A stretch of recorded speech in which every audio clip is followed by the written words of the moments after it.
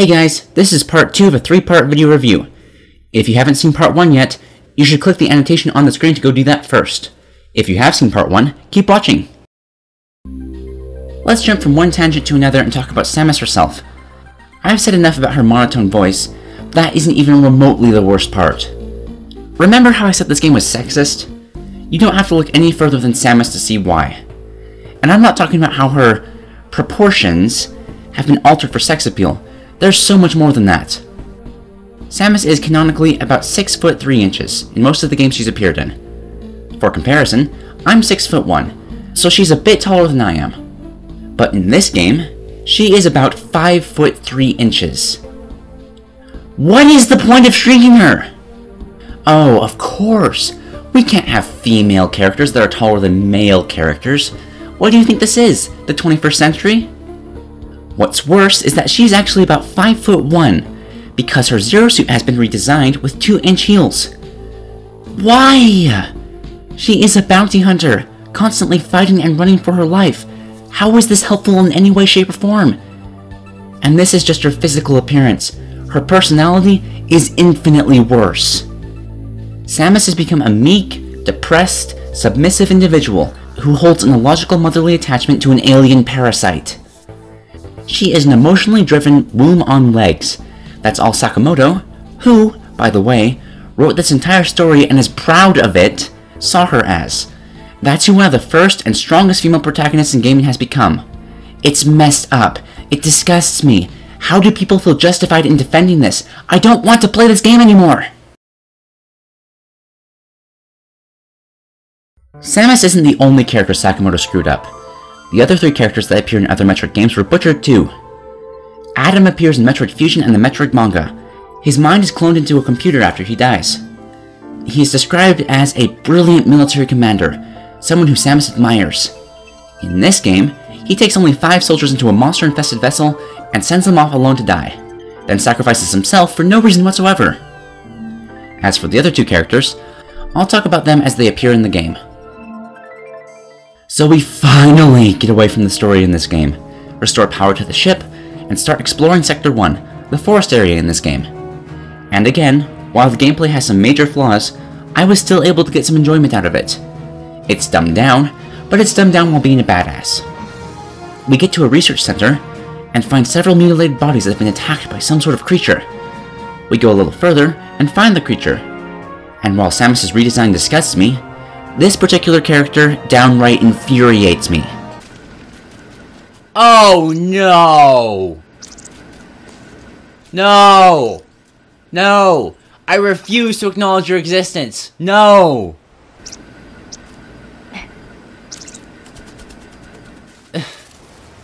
See this little guy right here? This slightly cute, strangely creepy chicken creature? Guess who this is? Go on, guess. I'll give you a hint.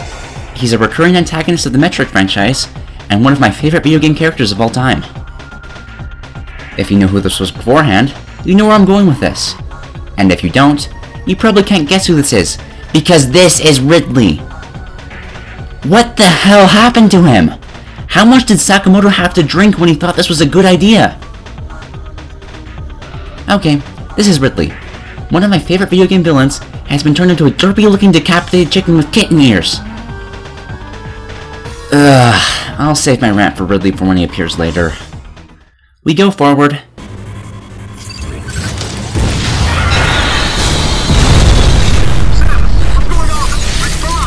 You know what? On second thought, that was kind of a dumb idea. Get attacked by a giant hornet's nest, which Ridley was kind enough to aggravate for us. He was hungry and wanted honey, so he used Samus to do that. Oh, excuse me, how could I be so foolish? He fed off of Samus' abilities, making it feel like he was feeding off of her power as well. The writing in this game is so bad. Hey, it's the other soldiers! Remember when they were introduced as if they would be important to the story? They aren't. We explore the facility alongside the soldiers, and find that, oh my god, the Galactic Federation have been cloning Zebesians, or rather, space pirates, turning them into cyborgs in order to use them as bioweapons. What could possibly go wrong? Oh no! Some of the Zebesians are still alive! Samus takes care of them in a badass fashion that doesn't fit her personality at all, then goes to help the other soldiers who are being attacked by, oh dear god, not you again. See, Sakamoto went on a second drinking binge after he made Ridley into a demonic Furby, and decided, I have a brilliant idea. I'll make Ridley into a Pokemon.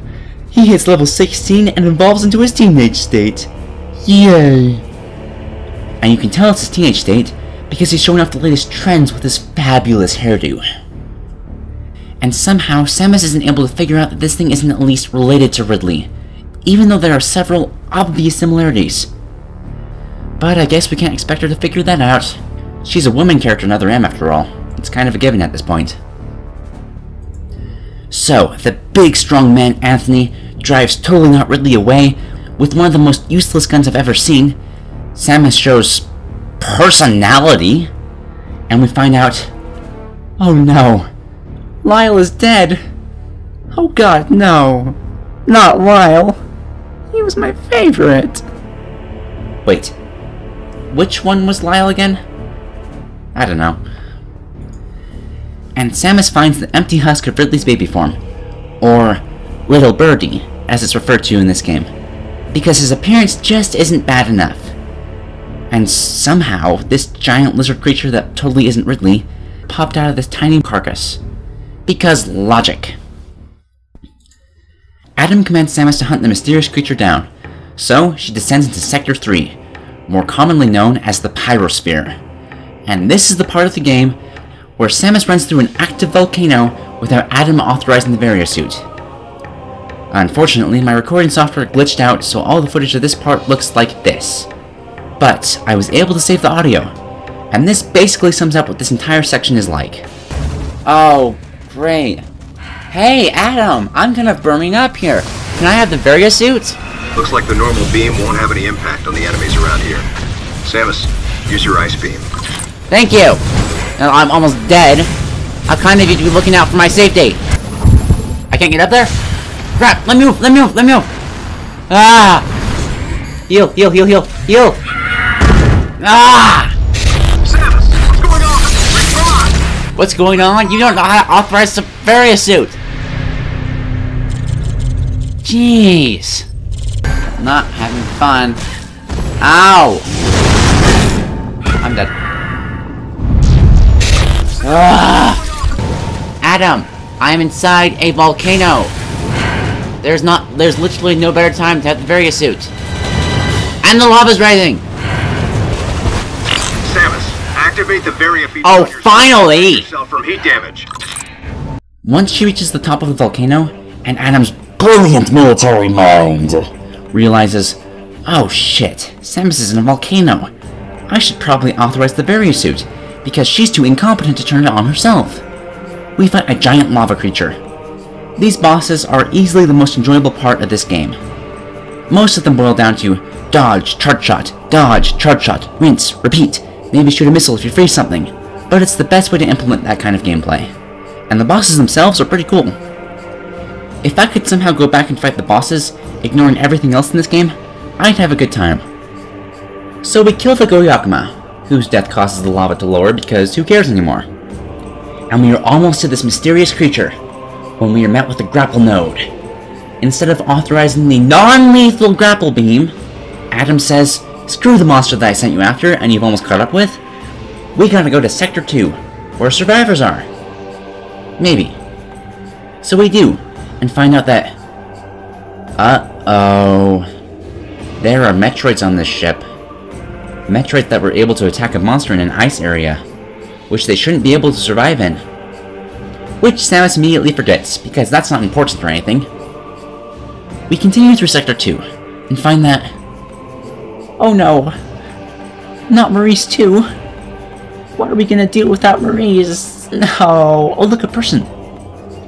We catch up to this mysterious woman, who, like you'd expect in this game, is short, wears high heels, is able to run in heels, and is a slave to her emotions with a motherhood complex. But her voice isn't monotone, so improvement. She reveals that... what was his name? Marvin? Was killed by another Federation soldier. And she expects the Federation has come here to silence everyone who worked at this facility. But before Samus can explain that she won't hurt her, a Federation soldier tries to kill both the woman and Samus in a construction machine, which you blow up. But both the soldier and woman escape because Samus is incompetent. With 2 soldiers dead and 1 a traitor, Samus narrates everything that happened in the last 10 minutes, and Adam decides, wait, screw the survivor that we now know exists. That monster is causing problems again. We gotta go kill it. But before we do that, Samus expositions everything in this game to death, and creatively names the traitor the Deleter. We get to the Pyrosphere again and find Anthony in trouble. Adam finally authorizes the grapple beam and we save him.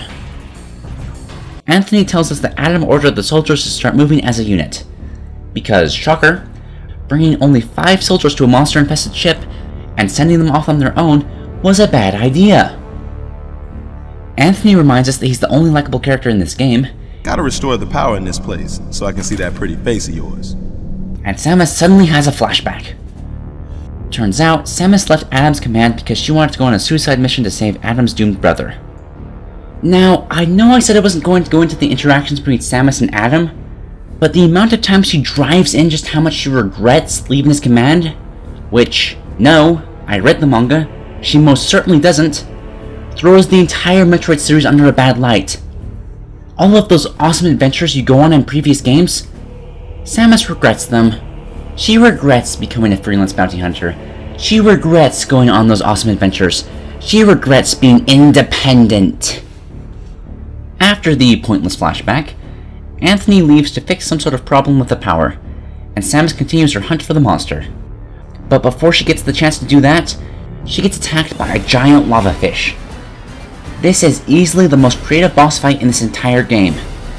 In the others, it's just dodge, charge shot, shoot something if it freezes, repeat. But this one is different. This monster, the Borash, swallowed a grapple node, meaning that, in order to properly hit its weak spot, you get to fish a giant monster out of the lava. This doesn't make any damn sense, but I don't care, it's awesome. And really easy, but who cares? That boss fight actually put me in a good mood, which dissipated when I realized what was coming next. We find the not Ridley carcass, and find that, surprise, it's evolved again. And the size difference is equally ridiculous. We enter the geothermal power plant, find Anthony being attacked by a giant shadowy monster that's totally not Ridley, guys! Samus lights up the area, and the most infamous scene in the entire game begins. Which is kind of sad, because it really shouldn't be. Quick backstory for Samus. When Samus was a child, Ridley led the space pirates in an attack against her colony, killing her mother right in front of her, indirectly killing her father, and possibly eating both of them.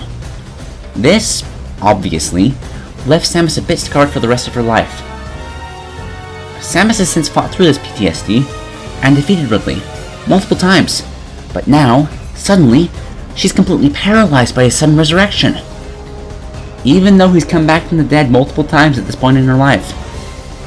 Now, lots of people harp on this scene, but it honestly doesn't bug me that much. At least not for those reasons. At this point in Samus' life, she lost a baby Metroid that she cared for, which in of itself is stupid, and ran into Adam, an important figure from her past. So it makes sense for her to be a bit emotionally unstable, which could cause a PTSD relapse of this kind, as Ridley was truly killed the last time she ran into him. This is actually a clone. No, this scene doesn't bug me because of Samus. What bugs me about it is Ridley. Ridley is quite possibly my favorite video game villain of all time. Unlike other Nintendo villains, who hide behind minions, monologue endlessly, and are, well, kinda stupid, Ridley is on the front lines of battle, attacking without mercy and without hesitation, often without backup too. He is arrogant and cruel. He kills because it's fun. He even has a sadistic sense of humor. He may be one of the smallest bosses you fight in the Metroid franchise, but he's easily one of the deadliest, to the point that Adam equates Ridley to being as dangerous as near-indestructible Metroids. He's as much of a threat as the Metroids. When I heard that Samus was going to get her personality expanded in this game, I was so hopeful that Sakamoto would finally go more in-depth on Ridley's personality as well. The manga did a good job fleshing out both characters, and I was excited to see if that would carry over into the game. What did we get instead? This. I've seen a ton of hate for this design for Ridley, but I honestly don't find it that bad. The beak is stupid, and they went a little overboard on the spikes, but other than that, this is a really badass design. No. What bugs me is Ridley's behavior. In previous games, Ridley attacks the second he sees you, often giving you next to no chance to even react before the battle starts. In this game, he first just lazily spits fire at you with horrible accuracy, then slowly approaches you and screams. For over 40 seconds. In the manga, when Samus encounters Ridley for the first time since her parents' death, she can't breathe, collapsing to the floor, as Ridley tosses her around, humiliating her, mocking her for how he ate her parents to regenerate his cells, sadistically wondering which part of his body his mother's cells helped regenerate, then demanding that Samus should pay his respects to her. After all, he's basically her parents' living grave. Then after Samus is thrown into a cell with her friends, she begs them to kill her. That was powerful, it was disturbing, it was emotional, it was infinitely better than what we got here. But we're stuck with this. And that concludes Part 2. Part 3 will be uploaded very soon, featuring the Ridley boss fight, which, despite all the rest of the bad stuff in this game, is actually pretty fun. But while you wait for Part 3, why not check out the videos and article I mentioned in the last part? I completely forgot to remind people at the end of that video. The links to those are in the description below, so go check them out. It shouldn't take long for me to finish Part 3, so until then, I hope you're all enjoying life, like, share, and subscribe if you so desire, and I will see you in Part 3.